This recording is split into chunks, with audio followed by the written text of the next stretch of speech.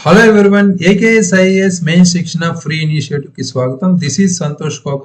ఈ రోజు మన క్వశ్చన్ చూసే ముందు స్మాల్ అనౌన్స్మెంట్ చూద్దాం. ఏపీఎస్సి గ్రూప్ 2 కి సంబంధించి Telugu medium offline and live online classes అనేవి స్టార్ట్ చేయబడ్డాయి. ప్రిలిమ్స్ మెయిన్స్ బ్యాచ్ కి సంబంధించి పూర్తి సిలబస్ కవరేజ్ తో రాష్ట్ర స్థాయి అధ్యాపకులతో మెటీరియల్ ఇవ్వబడుతుంది. టెస్ట్ సిరీస్ కూడా నిర్వహిస్తున్నారు. ఇంకా సమాచారం కోసం ఈ ఫోన్ నెంబర్స్ కి మీరు కాంటాక్ట్ అవ్వచ్చు. రైట్, టుడేస్ క్వశ్చన్ చూసుకుంటే మనకి భూగోళ శాస్త్రానికి సంబంధించి ఇక్కడ మనం తీసుకుందాం. సో ఇక్కడ question for 2nd September 2024. What are the key factors leading to glacial melting in the Himalayas? Assess the impact of this phenomenon on the river systems and water security in northern India. హిమాలయాల్లోని హిమనీ నదాలు కరిగిపోవడానికి ప్రధాన కారణాలు ఏమిటి? ఉత్తర భారతదేశంలో నదీ వ్యవస్థలు మరియు నీటి భద్రతపై ఈ దృగ్విషయం యొక్క ప్రభావాన్ని అంచనా వేయండి అని ఇచ్చారు. ఇక్కడ మనం ముందుగా స్టార్ట్ చేసేది 3 steps బిఫోర్ రైటింగ్ ఆన్సర్ అనే స్ట్రాటజీని స్టార్ట్ చేస్తున్నాం. ఇందులో మొదటి స్టెప్ క్వశ్చన్ రీడింగ్ గా ఫస్ట్ ఒక్క నిమిషంలో మనం ఏ టాపిక్ ఉంది, అదే విధంగా ఎన్ని పార్ట్స్ ఉన్నాయి, క్వశ్చన్ ట్యాగ్స్ ఏంటి అనేది మనం చూసుకోవాలి. Glacial melting in the Himalayas అనేది ఇంపార్టెంట్ టాపిక్. ఇది రీసెంట్ గా కరెంట్ అఫైర్స్ లో కూడా చూసాం. రైట్, సో అయితే కంపల్సరీ క్వశ్చన్ అడిగే ఛాన్స్ ఉంది దీని మీద, అందుకని ఈ ఫోకస్ చేసాం ఈ ఏరియా. ఎన్ని పార్ట్స్ లో ఇచ్చారు? ఇది 2 parts లో ఇచ్చారు. కీ ఫ్యాక్టర్స్ ఏంటో అడిగారు, నెక్స్ట్ ఇంపాక్ట్ కూడా అడిగారు. రైట్, సో ఇక్కడ క్వశ్చన్ ట్యాగ్స్ అబ్జర్వ్ చేస్తే వాట్ అనేది ఇంపార్టెంట్ కీవర్డ్, బట్ ఇది నార్మల్ కీవర్డే కాబట్టి దీనికి సంబంధించి ఓన్లీ డెఫినేషన్స్ కాకుండా కొంత ఇన్ఫర్మేషన్ అయితే ప్రొవైడ్ చేయాల్సి ఉంది. లేదా డిఫైన్ అనే దానికి వాట్ అనే దానికి చాలా తేడా ఉంది. మనం ఆల్రెడీ ఇవి కూడా డిస్కస్ చేసాం ఒక 15 క్వశ్చన్ ట్యాగ్స్ తో ఒక వీడియో రూపంలో. ఎవరైనా చూడకపోతే అది చూడండి. రైట్, సో నెక్స్ట్ మనకి అసెస్ అనే కీవర్డ్ కూడా ఇది చాలా ఇంపార్టెంట్. ఇక్కడ అంచనా వేయండి అని. రైట్, ఇక్కడ ఏం చేస్తాం, పాజిటివ్స్ అండ్ నెగిటివ్స్ రాస్తూ దానికి సంబంధించిన ఇంపార్టెంట్ ఎగ్జాంపుల్స్ కానీ ఫ్యాక్ట్స్ కానీ ఇంపార్టెంట్ రిపోర్ట్స్ అండ్ ఇండిసెస్ కానీ ఇంక్లూడ్ చేస్తాం. అదే అసెస్మెంట్ అనేది, అంచనా వేయండి అనేది ఇక్కడ ఇంపార్టెంట్. నెక్స్ట్ కీవర్డ్స్ కి వచ్చేసరికి ఇంపార్టెంట్ కీవర్డ్స్ మొదటిగా కీ ఫ్యాక్టర్స్ అనేవి, అంటే ప్రధాన కారణాలు అనేది మొదటి కీవర్డ్ గా మనం ఇక్కడ తీసుకుంటాం. రైట్, నెక్స్ట్ వచ్చేసరికి మనకి ఇంపాక్ట్ అనేది ఇక్కడ పాజిటివ్ ఇంపాక్ట్స్ రాయొచ్చు, నెగిటివ్ ఇంపాక్ట్స్ రాయొచ్చు. దేని మీద రాస్తాం? ఇక్కడ రివర్ సిస్టమ్స్ మీద అడిగారు, వాటర్ సెక్యూరిటీ కూడా అడిగారు. ఈ రెండు కూడా important keywords, impact and river systems, water security. In northern India అని కూడా అడిగారు. ఇది కూడా ఇంపార్టెంట్ గా మనం మర్చిపోకూడదు. అందుకనే క్వశ్చన్ కంప్లీట్ గా క్షుణ్ణంగా చదివితే మనం ఈచ్ అండ్ ఎవ్రీ వర్డ్ ని మనం అటెంప్ట్ చేసినట్టు ఉంటుంది. రైట్, ఈ క్వశ్చన్ రీడింగ్ అందుకనే 1 minute మనం వెచ్చిస్తున్నాం. నెక్స్ట్ బ్రెయిన్ స్టార్మింగ్ వచ్చేసరికి 1 minute లో ఈ పర్టికులర్ టాపిక్ కి సంబంధించి అన్ని అంశాలు మనం రీకాల్ చేసుకోవాలి. ఇక్కడ ఇంపార్టెంట్ కీవర్డ్స్ కు నేను కొన్ని అయితే తీసుకున్నాను. సో అవి చూస్తే ఐపీసీసీ రిపోర్ట్ అయితే కంపల్సరీ తీసుకుంటాం. రైట్, సో ఇక్కడ ఎందుకు అంటే క్లైమేట్ చేంజ్ రిలేటెడ్ గా ఒక ప్రధాన కారణం కాబట్టి గ్లేషియల్ మెల్టింగ్ అనేది కంపల్సరీ దీని రిపోర్ట్స్ మనం పరిగణలోకి తీసుకోవాలి. International centre for integrated mountain development reports related కూడా రీసెంట్ గా August 2024 లోనే రిలీజ్ అయ్యాయి కాబట్టి అది కూడా కంపల్సరీ తీసుకుంటాం. ఫారెస్ట్ సర్వే ఆఫ్ ఇండియా అనేది కూడా డిఫారెస్టేషన్ రిలేటెడ్ కూడా ఒక ఇంపార్టెంట్ ముఖ్య అంశంగా మనం రాస్తాం బాడీ పార్ట్ లో. అది కూడా ఇది మనం రిపోర్ట్ గా ఇంక్లూడ్ తీసుకుంటాం. National oceanic and atmospheric administration చేసిన అధ్యయనానికి సంబంధించి కూడా ఇందులో ఇంక్లూడ్ చేస్తాం. నెక్స్ట్ ఇండస్ వాటర్ ట్రీటీ అనేది కూడా సందర్భాన్ని అనుసరించి ఇక్కడ రివర్ సిస్టమ్స్ గురించి అడిగారు కాబట్టి కంపల్సరీ ఆ నదీ వ్యవస్థలకు సంబంధించి పర్టికులర్ గా హిమాలయాస్ గురించి మాట్లాడుతాం కాబట్టి ఈ ట్రీటీని మనం కనెక్ట్ చేస్తే ఇంకా స్కోప్ ఎక్కువ ఉంటుంది. National glacial atlas and green India mission and Atal Bhujal Yojana, south Asia water initiative లాంటి కార్యక్రమాలను మనం ఇక్కడ ఇంక్లూడ్ చేస్తున్నాం సందర్భానుసారం. అంటే మనకి నీడెడ్ మెజర్స్ అంటే తీసుకోవాల్సిన చర్యల్లో ఎక్కువగా ఇది మనం తీసుకుంటాం. ఇక్కడ ఎస్పెషల్లీ మనకి ఈ 3 parts మనం చూసుకుంటే ఇండియా వైజ్ తీసుకున్నాం. ఇది ఇంటర్నేషనల్ పర్స్పెక్టివ్ లో కూడా సౌత్ ఏషియా వాటర్ ఇనిషియేటివ్ గా తీసుకున్నారు రీసెంట్ గా. అది కూడా ఇంపార్టెంటే. దీనికన్నా మనం ఇంకా సిఓపికి సంబంధించి కాన్ఫరెన్సెస్ కూడా ఇక్కడ లింక్ చేసుకోవచ్చు ఇంటర్నేషనల్ పర్స్పెక్టివ్. రైట్, ఇవన్నీ ఇంపార్టెంట్ కీవర్డ్స్ మనం కంపల్సరీ అటెంప్ట్ చేయాలి.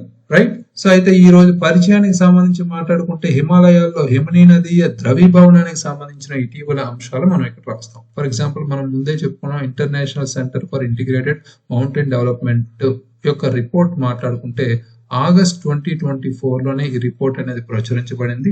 ఇక్కడ ఆ అధ్యయనంలో ఏం చెప్పారంటే హిందూ కుష్ హిమాలయ ప్రాంతాల్లో మంచు కరుగుదల చాలా వేగంగా జరుగుతుందని, 21వ శతాబ్దం ప్రారంభం నుండి దాదాపు 40% ఇక్కడ ముఖ్యంగా 40% మంచు పరిమాణం కోల్పోయిందని వెల్లడింది. అయితే మనం ఇలాంటివి మనం ఇంక్లూడ్ చేసుకోవాల్సి ఉంటుంది. నెక్స్ట్ హిమాలయ హిమనీయ నదాల ప్రాముఖ్యత అనేది ఇక్కడ రాస్తాం. దానికన్నా ముందు హిమాలయాలు మెల్టింగ్ అంటే కరిగిపోవడం అంటే ఏంటి, హిమనీయ నదాల కరిగిపోవడం లేదా ద్రవీభవనం అనే దాన్ని నిర్వచించవచ్చు ఒక లైన్, రైట్. దాంతో పాటు హిమాలయ హిమనీయ నదాల ప్రాముఖ్యత అంటే సిగ్నిఫికెన్స్ పార్ట్ కూడా ఒక 2-3 లైన్లో రాస్తే బెటర్, ఎందుకంటే మనకి ఇక్కడ వాట్ అనే కీవర్డ్ ఇచ్చారు కాబట్టి దాన్ని అడ్రస్ చేస్తున్నాం.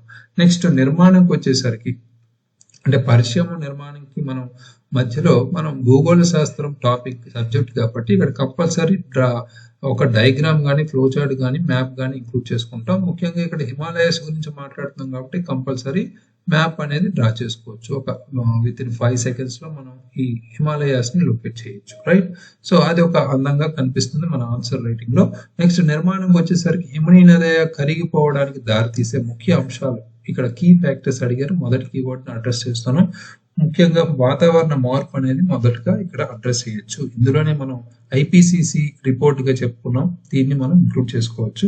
ఎందుకంటే ప్రపంచ ఉష్ణోగ్రతల పెరుగుదల నేపథ్యంలో మనం హిమాలయాల్లో మంచు కరుదలకు ప్రధాన కారణం ఉందని, హిమాలయ ప్రాంతంలో సగటు ఉష్ణోగ్రతలు 20వ శతాబ్దం ప్రారంభం నుండి 1.3 డిగ్రీల సెంటిగ్రేడ్ పెరుగుతున్నట్లు కూడా ఈ నివేదిక చెప్పింది, రైట్. ఇలాంటి నివేదికలు మనం ఒక చోట రాసి పెట్టుకోవాలి నోట్స్ లో, సందర్భానుసారం మన టాపిక్ రిలేటెడ్ గా ఎక్కడైనా ఉపయోగించుకోవచ్చు. నెక్స్ట్ నల్ల కార్బన్ నిక్షేపణ, బ్లాక్ కార్బన్ నిల్వలకు సంబంధించి ఇక్కడ మాట్లాడుతున్నాం. ఇక్కడ ఈ డీజిల్ ఇంజిన్లు కావచ్చు, అరణ్య అగ్ని ప్రమాదాలు కావచ్చు, పంట అవశేషాల దహనం లాంటివి కావచ్చు, ఇవి ప్రధానంగా మనకి ఇవి నిక్షేపాలకు నిల్వలుగా మారుతాయి. ఇది 2023 ఒక భారతీయ విజ్ఞాన సంస్థ చేసిన అధ్యయనంలో మనం చోటా శిగ్రి మంచుపై ఇది చూడొచ్చు.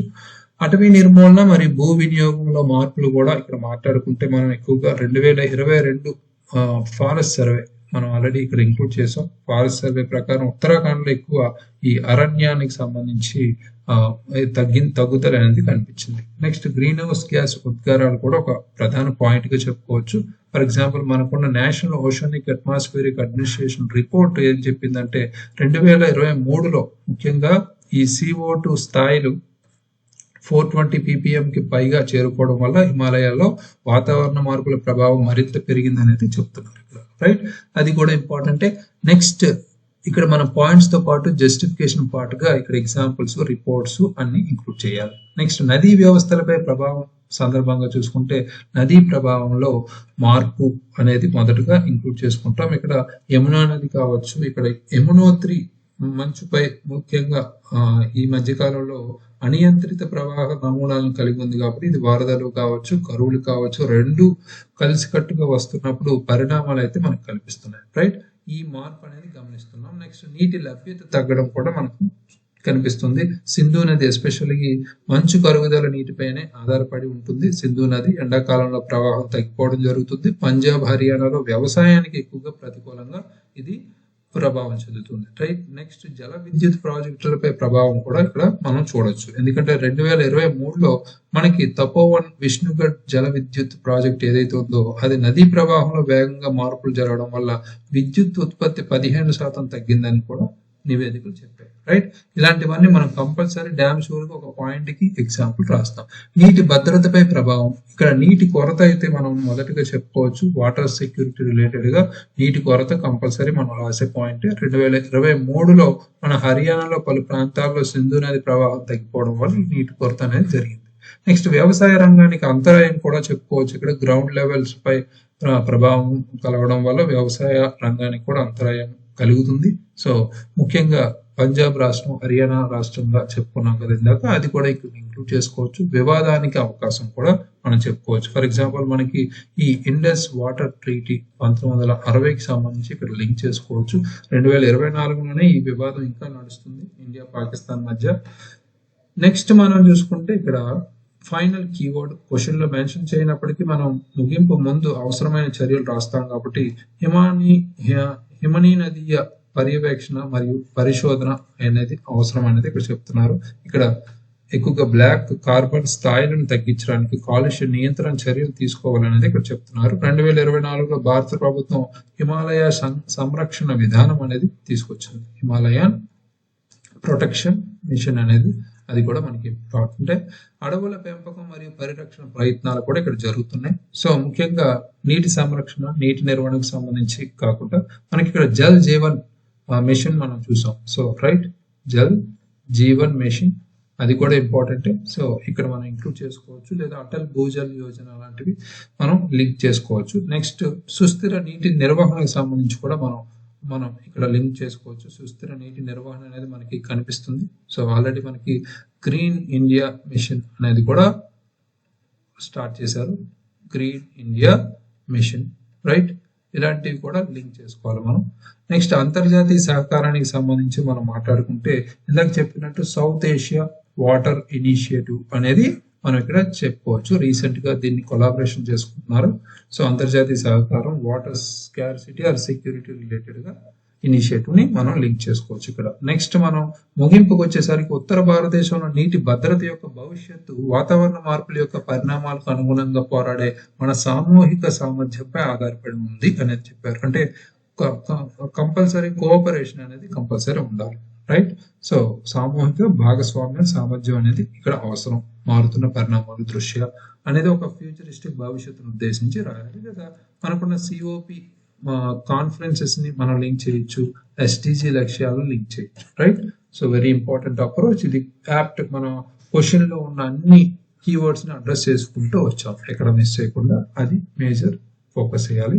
అయితే ఈ రోజు రాసిన ఆన్సర్స్ చూస్తే యాస్మిన్ జహాన్ రాశారు. ఇటీవల 2024లో ఇస్రో శాస్త్రవేత్తలు శాటిలైట్ రిపోర్ట్ ప్రకారం హిమాచల్ ప్రదేశ్ లో గెపాంగ్ ఘాట్ కరుగుతున్నట్లు కనిపెట్టారు అనేది కూడా ఇక్కడ చెప్పారు. Very good introduction, recent current affairs introduction గా చెప్పారు. నెక్స్ట్ హిమనీ నదాలు అంటే ఏంటి అనేది కూడా ఇక్కడ సింపుల్ నిర్వచనం అయితే కనిపిస్తుంది. ఇక్కడ మ్యాప్ కూడా యూజ్ చేశారు, మనకున్న హిమాలయ ప్రాంతాన్ని లొకేట్ చేస్తూ. వెరీ గుడ్, ఇదే మనకి అడిషనల్ వాల్యూ అడిషన్ గా మనకు ఉపయోగపడుతుంది. నెక్స్ట్ కరిగిపోవడానికి కారణాలు అనేది ఇక్కడ చెప్పారు. శిలాజ ఇంధనాల ఉపయోగం కావచ్చు, అడవుల నరికివేతకు సంబంధించి కూడా ఇక్కడ లింక్ చేశారు. గ్రీన్ హౌస్ ప్రభావానికి సంబంధించి కూడా మనకి ఓజోన్ పొర దెబ్బతినడం నుంచి మాట్లాడారు. గ్లోబల్ వార్మింగ్ సంబంధించి కూడా ఎల్నినో లానినో ప్రభావాలు లింక్ చేసుకుని ఇక్కడ ఉష్ణోగ్రతలు మారడం కూడా మాట్లాడారు, రైట్. వెరీ గుడ్, ఇవి మనకి మేజర్ గా ఇంపార్టెంట్ ఇష్యూస్, రీసెంట్ ఇష్యూస్ కూడా లింక్ చేశారు. నెక్స్ట్ ఉత్తర భారతదేశంలో హిమనీ నదులపై నీటి వ్యవస్థలో ప్రధాన పాత్ర పోషిస్తున్నాయి. వీటి నీటి మట్టం పెరగడంతో అనుకూల ప్రభావాల కంటే ప్రతికూల ప్రభావాలు ఎక్కువ అనేది కూడా రాశారు. అనుకూలమైనవి, ప్రతికూలమైనవి అంటే మనకి అసెస్ ఇంపాక్ట్ అన్నారు కాబట్టి ఇక్కడ ఫోకస్ ఏరియాస్ ఏంటి, పాజిటివ్స్, నెగిటివ్స్ అనే వాటిని కూడా పరిగణలోకి తీసుకుని రాశారు. Very good. సో క్వశ్చన్ అనేది అర్థం చేసుకోవడం చాలా ముఖ్యం. ఇక్కడ తాగునీరు అధికంగా లభించడం, వీటిని అధిక ప్రాజెక్టుల్లో నిల్వ చేసుకునే సామర్థ్యాన్ని పెంచుకోవడం, వ్యవసాయానికి సంబంధించి కూడా వాడుకోవడం, జల విద్యుత్తు, ఇవన్నీ అనుకూలంగా రాశారు. అధిక భాగం 75% వరకు మంచినీటిని ఈ హిమనీ నదాలు కలిగి ఉండడం కూడా జీవరాశులకు జీవ వైవిధ్యాన్ని కూడా ఉపయోగిస్తున్నారు. ప్రతికూలమైనవి నీటి మట్టం పెరిగి వరదలు రావడం, దీనివల్ల అధిక నష్టం, జల విద్యుత్ ఉత్పత్తి, వ్యవసాయం తగ్గిపోవడం కూడా మీకు జరుగుతుంది. చాలా భూభాగాన్ని ఇవి ఆక్రమించుకుంటున్నాయని కూడా ఇక్కడ చెప్తున్నారు. ప్రజల జీవనం అస్తవ్యస్తం అవుతుంది అనేది కూడా చెప్పారు. Very good. నెక్స్ట్ తీసుకోవాల్సిన చర్యల పరంగా ప్రభుత్వమే కాదు ప్రపంచ దేశాలన్నీ కలిసి దీనిపై కార్యాచరణ రూపొందించి సిఓపి సదస్సులు నిర్వహిస్తుంది. ఉష్ణోగ్రతను 2 డిగ్రీల సెంటిగ్రేడ్ ఉష్ణోగ్రతను తగ్గించలేకపోవడం కారణం అనేది కూడా ఇక్కడ చెప్తున్నారు. Very good. అడవులను విస్తరింప చేయాలి, ప్రతి ఒక్క వ్యక్తి ఖచ్చితంగా బాధ్యత వహించే నిబంధనలు తీసుకోవాలని మా వన మహోత్సవాలు లాంటివి కూడా ఇక్కడ లింక్ చేశారు. గుడ్. పునరుత్పాద ఇంధనాలను మాత్రమే ఉపయోగించాలనేది కూడా ఇక్కడ గ్రీన్ హౌస్ వాయువును తగ్గించే విధంగా కూడా మాట్లాడారు. కార్బన్ ఉద్గారాలను తగ్గించే ఏసీ, కూలర్, ఫ్రిడ్జ్ వాటి ప్రత్యామ్నాయాలను ఏర్పాటు చేసుకోవాలని కూడా లింక్ చేశారు. తీసుకోవాల్సిన చర్యల్లో ప్రపంచ దేశాల సహకారంతోనే ఈ భూ వాతావరణాన్ని తగ్గించగలం అనే విషయాన్ని అందరికీ అవగాహన కల్పించి సాధ్యమైనంత త్వరగా సుస్థిరాభివృద్ధిని సాధించాలని లింక్ చేశారు. Very good. ఓవరాల్ గా ఈ ఆన్సర్ లో మనం అనుకున్న కొన్ని కీవర్డ్స్ అయితే మనకు కనిపిస్తున్నాయి. సో మ్యాప్ కావచ్చు, కరెంట్ అఫైర్స్ ఇంట్రొడక్షన్ కావచ్చు, డెఫినేషన్ కావచ్చు, అలాగే ఇక్కడ హిమాలయాస్ గురించి సింపుల్ గా సిగ్నిఫికెన్స్ పార్ట్ సపరేట్ గా రాయాల్సిన అవసరం లేదు, ఎందుకంటే ఇక్కడ మ్యాప్ లో లొకేట్ చేశారు కాబట్టి నో ప్రాబ్లం. సో అయితే హోలిస్టిక్ గా కొన్ని నివేదికలు మనం చెప్పుకున్నట్టు ఐపీసీసీ కానీ మనం రాసే పాయింట్స్ కి జస్టిఫికేషన్ పార్ట్ గా రాయడం మంచిది. సో ఇంకా కొన్ని schemes wise south Asia water initiative లాంటివి మనం లింక్ చేసుకోవచ్చు. అవి కంపల్సరీ కీవర్డ్స్ యాడ్ చేసుకోండి, లేదా ఇండస్ వాటర్ ట్రీటీకి సంబంధించి కూడా మనం ఇక్కడ లింక్ చేసుకోవచ్చు. ఈ పర్టికులర్ యమని నదులు కరగడానికి సంబంధించి హిమాలయాస్ గురించి మాట్లాడుతున్నాం కాబట్టి రివర్ సిస్టమ్స్ గురించి కంపల్సరీ యాడ్ చేసుకోవాలి. ఓవరాల్ గా ఇక్కడ అన్ని అంశాలు ఇంక్లూడ్ చేసుకున్నారు, ఇంపార్టెంట్ కీవర్డ్. దాంతోపాటు సిఓపి కూడా మనకు కనిపిస్తుంది, సిఓపి సదస్సు కూడా మాట్లాడారు. ఈ ఆన్సర్ కి పర్టికులర్ గా with including map and clear cut approach and holistical గా అసెస్ అనే కీవర్డ్ క్వశ్చన్ ట్యాగ్ అడ్రస్ చేయడం కూడా కనిపించింది. ఓవరాల్ గా ఈ ఆన్సర్ కి మనం 6 out of 10 మార్క్స్ అయితే ఇవ్వచ్చు. Very good. సో ఇలా ఇంప్రూవ్ చేసుకోండి. ఫస్ట్ 4.5, 5.5, 6 వరకు మనం రాగలుగుతున్నాం అంటే ప్రతి క్వశ్చన్ కి మనం ఫోకస్ ఏరియా ఏంటి, question reading and brain Storm. ఈ 2 స్టెప్స్ తోనే మెయిన్ గా మనం ఇంప్రూవ్ అవ్వచ్చు, రైట్. ఆ 2 minutes చాలా ప్రధానం, రైట్. సో అలా ఇంప్రూవ్ అవుతూ ఉండండి. మెయిన్ శిక్షణ day 57. Question for 3rd September 2024, that is discuss the significance of uniform civil code in the Indian constitutional framework. How does the recent debate on UCC reflect the challenges of ensuring social harmony in a diverse society? భారత రాజ్యాంగం చట్టంలో ఉమ్మడి పౌర స్మృతి యొక్క ప్రాముఖ్యతను చర్చించండి. వైవిధ్యభరితమైన సమాజంలో సామాజిక సామరస్యాన్ని నిర్ధారించడంలో ఎదురయ్యే సవాళ్లను యూసీసీ పై ఇటీవల జరిగిన చర్చ ఎలా ప్రతిబింబిస్తుంది అనేది కూడా ఇచ్చారు.